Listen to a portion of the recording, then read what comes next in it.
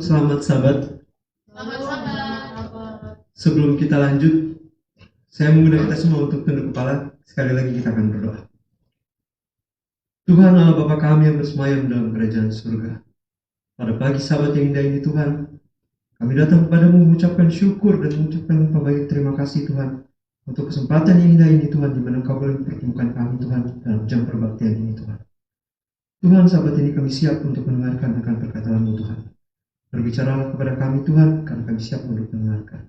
Di dalam nama Anak Yesus Kristus kami berdoa dan mengucap syukur. Amin. Amin. Baik. Ya, mungkin saudara-saudara dan juga sahabat-sahabat THM yang ada di rumah mungkin mendengar suara saya juga agak sedikit berbeda. Karena memang masih kurang fit ya. Kebetulan 3 minggu yang lalu, pada saat pulang dari kantor, badan udah mulai merasa nggak enak gitu kan. Dan malamnya saya coba minum obat. Saya pikir dengan minum obat kan sakit kepala itu akan hilang gitu. Sekitar jam setengah 11, saya bangun, badan udah nggak bisa digerakin. Oh, kenapa ini, saya bilang. Nafas mulai sesak, terus mulai batuk dan mulai pilek. Kacau ini, saya bilang. Karena saya tahu juga 2 sahabat depan saya ada jadwal khotbah, saya pikirkan. Dan bagian pengumuman untuk mengumumkan yang mengambil bagian setiap sahabat itu kan bagian saya. Jadi saya pikir siapa yang akan mengumumkan untuk sahabat depan. Dan benar, di sahabat berikutnya saya nggak bisa masuk. Karena 1 minggu saya terbaring di tempat tidur, nggak bisa apa-ngapain. Dan puji Tuhan, Tuhan kasih kesempatan, Tuhan angkat sebagian dari sakit penyakit itu, sehingga pada sahabat ini kita boleh bersama-sama. Khotbah yang akan saya bawakan sebenarnya adalah khotbah yang sudah pernah saya bawa sebelumnya ya. Jadi bagi saudara-saudara mungkin yang pernah mendengarkan ini, judulnya mengucap syukurlah senantiasa. Tetapi saya pernah bawakan juga konsep yang sama tentang 10 orang penderita kusta. Tetapi yang saya mau bahas di sini, kita akan melihat dari perspektif yang berbeda. Perspektif yang berbeda. Karena selama ini kita melihat bagaimana kita mengucap syukur. Dalam kisah Yesus menyembuhkan 10 penderita kusta, ada beberapa pelajaran penting yang akan kita pelajari, yang akan membantu kita untuk mendapatkan apa yang Tuhan sediakan untuk kita, dan akan memberikan kepada kita perspektif yang baru untuk menerima rasa syukur dan rasa hormat dari orang-orang yang ada di sekitar kita. Yesus menyembuhkan 10 orang penderita kusta. Kisah ini bisa kita temukan dalam Lukas 17 ayat 11-19 yang sudah kita baca pada saat bacaan ayat bersahutan. Singkat cerita, pada saat perjalanan di perbatasan antara Samaria dan Galilea, ada 10 orang penderita kusta yang melihat Yesus dan mereka berteriak kepada Yesus, "Kasihanilah kami," katanya. Secara tidak langsung mereka meminta penyembuhan.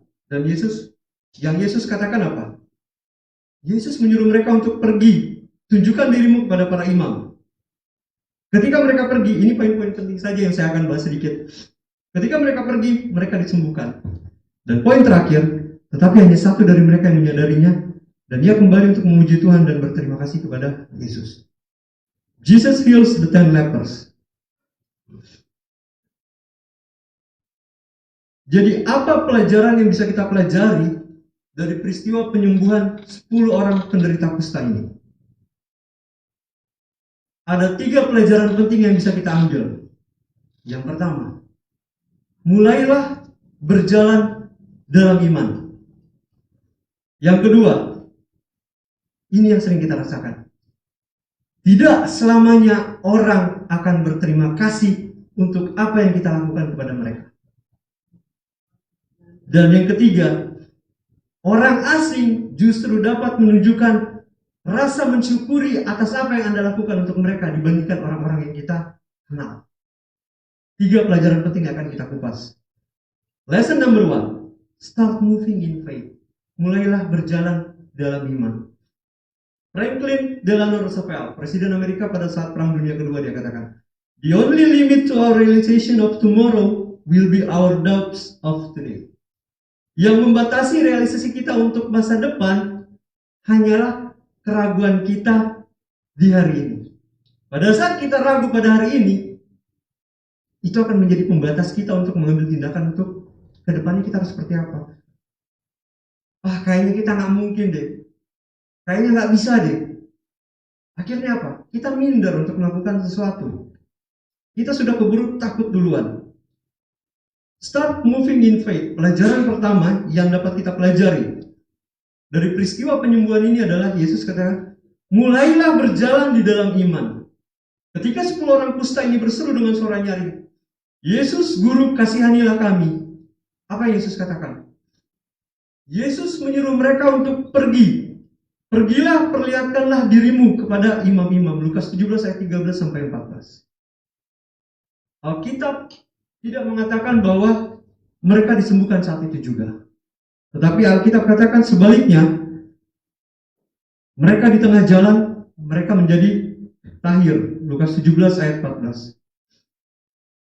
Pertanyaan saya, kenapa Yesus tidak menyembuhkan mereka pada saat itu? Tetapi yang dia katakan apa? Pergilah kepada para imam. Ini merujuk kepada perjanjian lama. Kita sedikit jalan-jalan flashback ke zaman perjanjian lama. Dalam Imamat pasal 14 dikatakan, para imam bertanggung jawab untuk menyatakan seseorang bersih atau najis ketika mereka menderita kusta. Imamat 14 ayat 2 katakan, inilah yang harus menjadi hukum tentang orang yang sakit kusta pada hari pentahirannya. Yesus katakan pada mereka apa? Pergilah, tunjukkanlah dirimu pada para imam. Apa yang Anda rasakan pada saat itu? Anda belum sembuh. Dan Tuhan katakan, pergilah, tunjukkanlah dirimu pada imam. Ini penyakit masih kelihatan.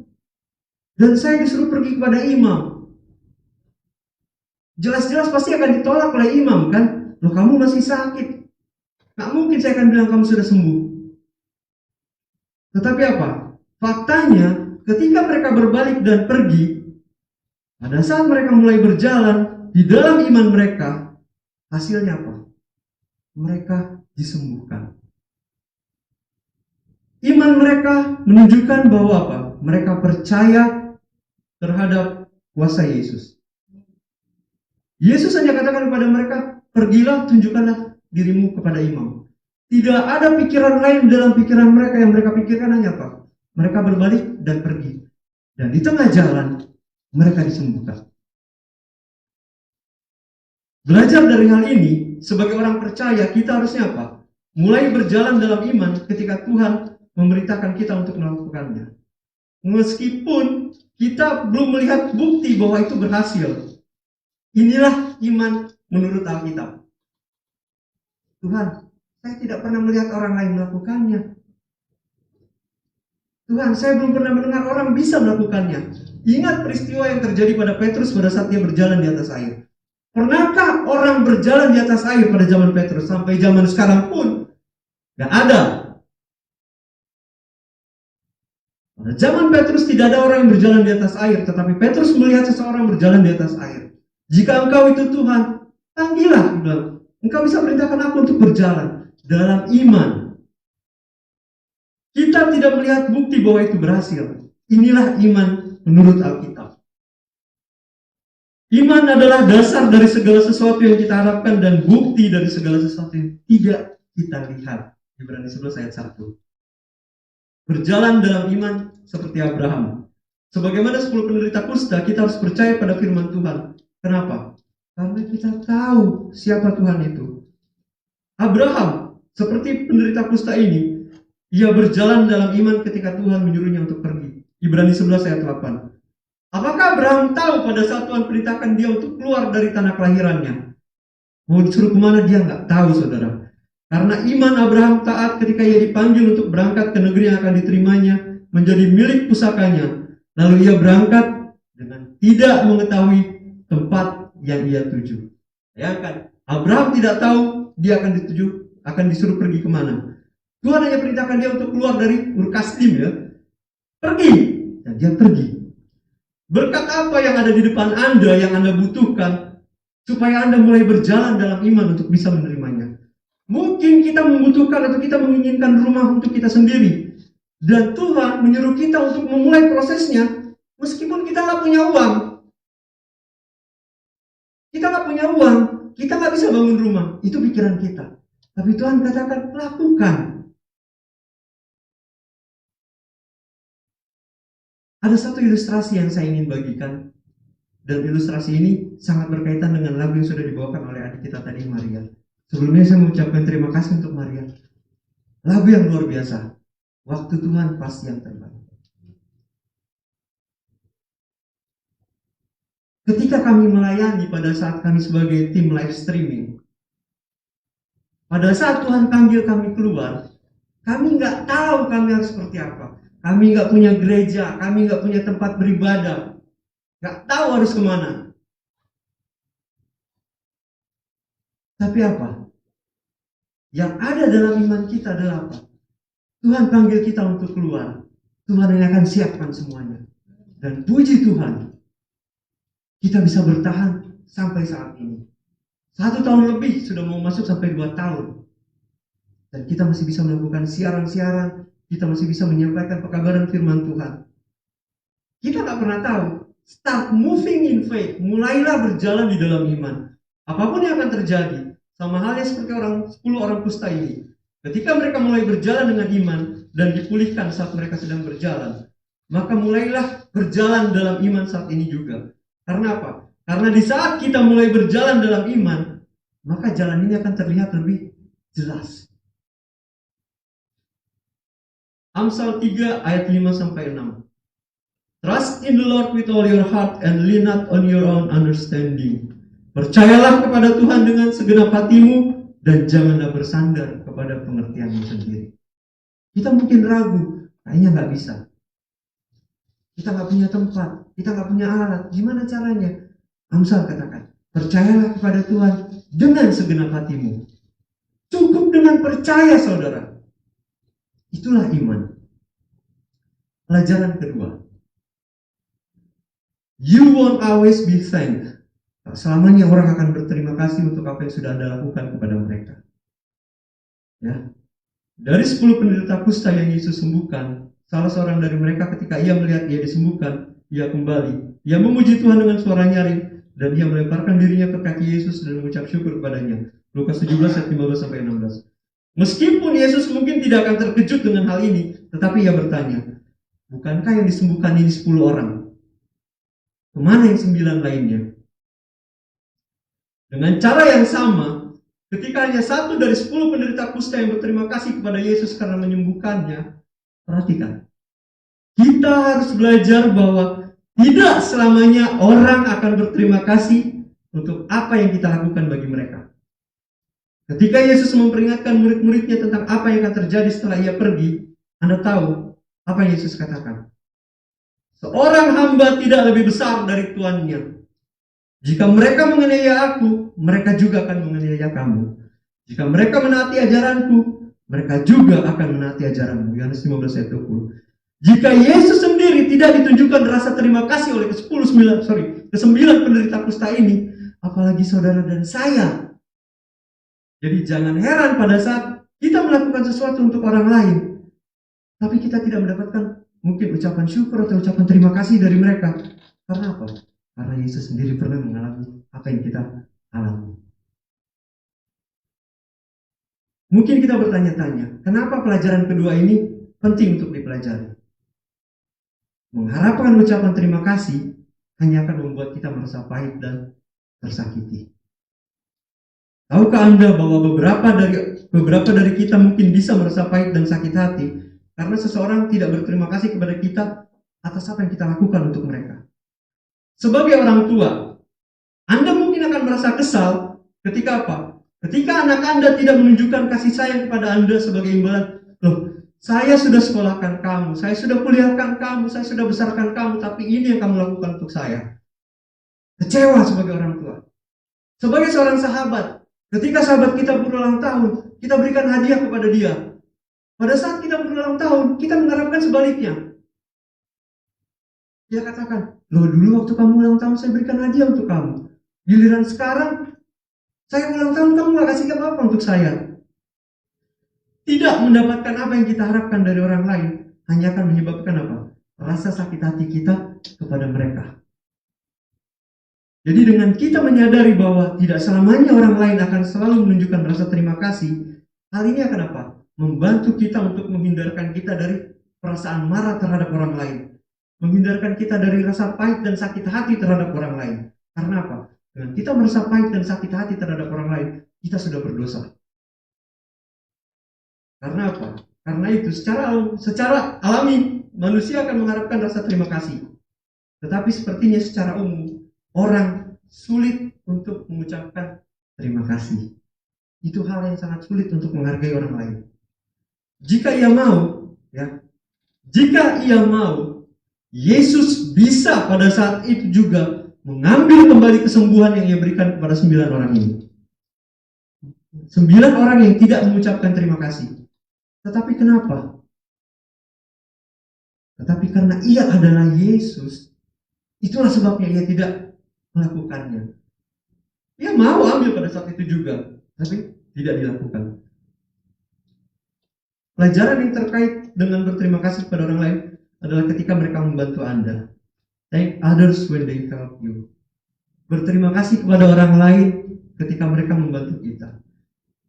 Karena apa? Karena kita tahu bagaimana rasanya ketika orang tidak menunjukkan rasa terima kasih kepada kita. Jadi, mengapa kita tidak menunjukkan rasa terima kasih kepada orang lain? Start within ourselves. Mulailah dari diri kita sendiri. Jika sebuah pekabaran menginspirasi Anda, ucapkan terima kasih kepada orang bawakannya. Jika Anda lihat dari media sosial, ada satu pekabaran yang luar biasa yang bisa menginspirasi Anda, tidak ada salahnya Anda memberikan apa? Like ataupun komentar di kolom komentar tersebut. Karena itu adalah salah satu wujud untuk berterima kasih. Ikutilah contoh seorang penderita kusta yang kembali untuk berterima kasih kepada Yesus. Apa usaha yang dia lakukan? Tidak ada. Dia hanya kembali, hanya berjalan. Apakah itu butuh usaha yang besar? Tidak.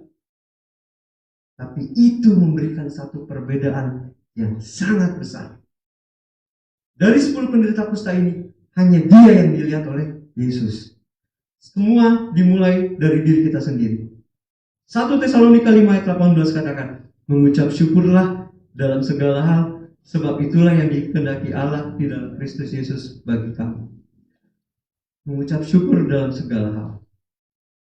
Ketika segala sesuatunya tidak sesuai harapan, mengucap syukur ini akan menjadi satu perkara yang sangat sulit. Tetapi 1 Tesalonika 5 ayat 18 katakan, dalam segala hal. Artinya apa? Dalam segala keadaan, dalam segala situasi, entah itu baik, entah itu tidak baik, entah itu berkecukupan, entah itu berkekurangan. Seberat apapun pergumulan Anda, masih ada hal untuk disyukuri. Menghargai segala sesuatu yang Tuhan sudah berikan, sekecil apapun itu.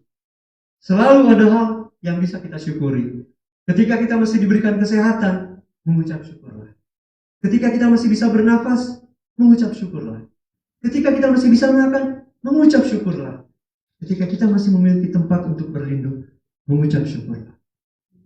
Karena tidak semua orang akan berada dalam posisi yang sama seperti yang kita rasakan. Di saat kita berbaring tidur di tempat tidur, ada orang lain yang sedang berbaring di kolong jembatan. Di saat kita sedang makan, ada orang lain yang saat ini sedang berpikir bagaimana dia untuk bisa makan.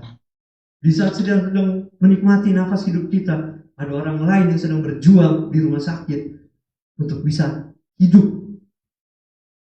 Itulah sebabnya Tuhan katakan, mengucap syukurlah dalam segala hal. Pelajaran ketiga, orang asing dapat menunjukkan lebih banyak rasa syukur. Ya. Poin yang ditekankan Lukas dalam penyembuhan 10 penderita kusta ini akan membawa kita pada pelajaran yang terakhir atau penghujung dari khotbah ini. Ini ada hubungannya dengan identitas satu-satunya dari penderita kusta yang kembali kepada Tuhan dan berterima kasih dan memuji Yesus. Ketika si penderita kusta yang sudah sembuh total ini kembali, Lukas menunjukkan bahwa dia adalah seorang Samaria. Lukas 17 ayat 16. Selanjutnya Yesus sendiri bertanya, tidak adakah seorang pun kembali untuk memuji Allah selain orang asing ini? Pelajaran apa yang dapat kita ambil? Orang asing mungkin akan menunjukkan lebih banyak rasa syukur kepada Anda dibandingkan orang yang Anda kenal. Orang Samaria dan orang Yahudi ini saling membenci. Jika Anda tidak tahu, Yesus adalah orang Yahudi. Dan orang Yahudi dan orang Samaria ini saling bermusuhan. Itulah sebabnya mengapa wanita yang berbicara dengan Yesus di sumur, ia bertanya kepadanya, dia katakan, bagaimana mungkin kamu seorang Yahudi meminta minum dariku seorang wanita Samaria? Dan ini juga mengapa Yesus menggunakan seorang Samaria untuk menegaskan maksudnya dalam perumpamaan orang Samaria yang baik hati. Hal ini mengajarkan kepada kita apa? Bahwa justru orang yang paling tidak kita perkirakan, justru mereka lah orang-orang yang bisa menghargai kita. Ketika Yesus berada di kampung halamannya, Yesus tidak dapat melakukan banyak mujizat di sana. Karena orang-orang begitu akrab dengannya, sehingga bahkan mereka mempertanyakan dari mana Yesus mendapatkan kekuatannya. Anda tahu apa jawaban Yesus pada saat itu? Yesus berkata kepada mereka dalam Markus 6 ayat 4, seorang nabi dihormati di mana-mana kecuali di tempat asalnya sendiri, di antara kaum keluarganya dan di rumahnya. Alkitab tidak mengatakan jika semua dari 10 penderita adalah seorang Samaria. Ya. Tetapi mengingat bahwa Yesus sedang melakukan perjalanan antara Samaria dan Galilea. Dan ditekankan bahwa yang orang yang menderita kusta yang kembali ini, yang sudah sembuh ini adalah orang asing. Maka kita bisa berasumsi bahwa apa? Sebagian orang lainnya ini adalah orang-orang Yahudi. His own people. Orang-orangnya sendiri, bangsanya sendiri, sesama bangsa Yahudi. Tidak satupun yang kembali. Jangan berharap orang-orang yang Anda kenal mungkin akan berterima kasih kepada Anda, karena Yesus mengalaminya sendiri. Dengan pemahaman ini kita akan mengetahui dan kita tidak perlu heran ketika kita merasakan bahwa orang-orang yang ada di dekat kita, kok mereka tidak menghargai ataupun berterima kasih untuk apa yang sudah kita lakukan. Karena hal ini terjadi pada Yesus. Dan juga kita harus menunjukkan kasih kita kepada orang asing. Karena seperti penderita kusta yang kembali, bisa jadi justru mereka adalah orang-orang yang lebih menghargai segala sesuatu yang Anda perbuat untuk mereka. Kesimpulan. Itulah 3 pelajaran yang bisa kita petik dari Yesus pada saat Ia menyembuhkan 10 orang kusta. Pertama, kita belajar untuk mulai berjalan dalam iman. Kedua, tidak selamanya orang akan berterima kasih atas apa yang sudah Anda lakukan. Dan yang ketiga, justru orang asinglah yang mungkin akan lebih menghargai apa yang sudah Anda lakukan untuk mereka. Jalan kita akan menjadi lebih jelas ketika kita mulai bergerak. Tidak mengharapkan ucapan terima kasih akan mencegah kita untuk menjadi tawar hati dan merasakan sakit hati. Dan dengan mengetahui bahwa orang asing mungkin lebih menghargai apa yang kita lakukan kepada mereka, hal ini akan mempersiapkan kita untuk kemungkinan kekecewaan yang akan kita dapatkan dari orang-orang yang dekat dengan kita. Selamat sahabat, Tuhan memberkati kita.